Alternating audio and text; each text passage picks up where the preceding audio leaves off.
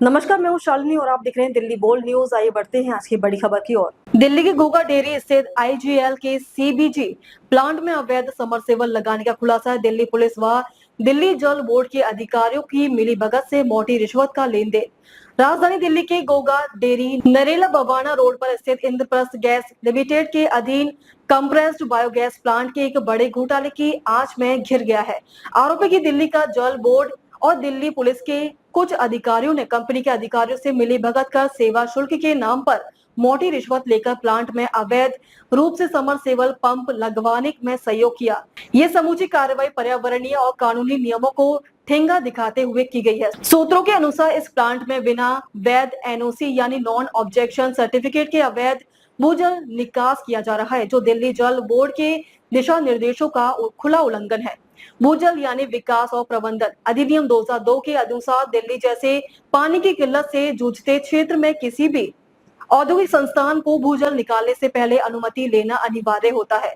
स्थानीय लोगों ने आरोप लगाया कि आईजीएल के अधिकारियों ने दिल्ली पुलिस और जल बोर्ड के कुछ भ्रष्ट अफसरों को सेवा शुल्क के नाम पर बड़ी राशि की रिश्वत देकर ये अवैध समरसेबल लगवाया।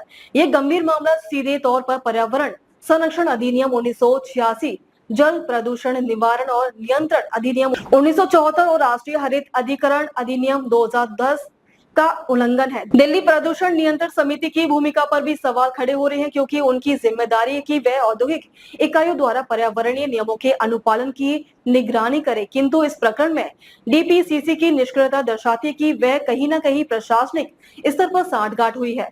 कानूनी दृष्टिकोण से ये मामला भारतीय दंड संहिता की धारा 268 यानी सार्वजनिक क्षति, 269 लापरवाही से बीमारी फैलाने वाला कार्य और 270 जानबूझकर संक्रामक रोग फैलाने का प्रयास के तहत संगीन अपराध की श्रेणी में आता है। यदि यह साबित होता है कि प्लांट का संचालन क्षेत्रीय नागरिकों के स्वास्थ्य के लिए खतरा बना है, तो कंपनी के अधिकारियों समेत दिल्ली पुलिस व जल बोर्ड से जुड़े भ्रष्ट अधिकारियों पर आपराधिक मुकदमा दर्ज किया जा सकता है। अवैध समरसेबल की वजह से जलस्तर में गिरावट और जल स्रोतों का अत्यधिक दोहन हो रहा है, जो आने वाले समय में गंभीर जल संकट को जन्म दे सकता है। इस पूरे मामले में ये स्पष्ट कर दिया कि कैसे सरकारी एजेंसियों को मिलीभगत से कानूनों की खुलेआम धज्जियां उड़ाई जा रही हैं। आईजीएल जैसे प्रतिष्ठित संस्थान यदि ऐसे अवैध गतिविधियों में संलिप्त पाया जाता है, तो ये प्रशासन और कानून के लिए एक गंभीर चुनौती है। अब ये देखना होगा कि सरकार और संबंधित एजेंसियां इस मामले में निष्पक्ष जांच कर दोषियों पर कार्रवाई करती है, या ये मामला भी भ्रष्टाचार की धूल में दबा रह जाएगा। अब तक के लिए बस इतना ही। फिर होगी आपसे मुलाकात, तब तक के लिए नमस्कार और देखते रहिए दिल्ली बोल्ड न्यूज।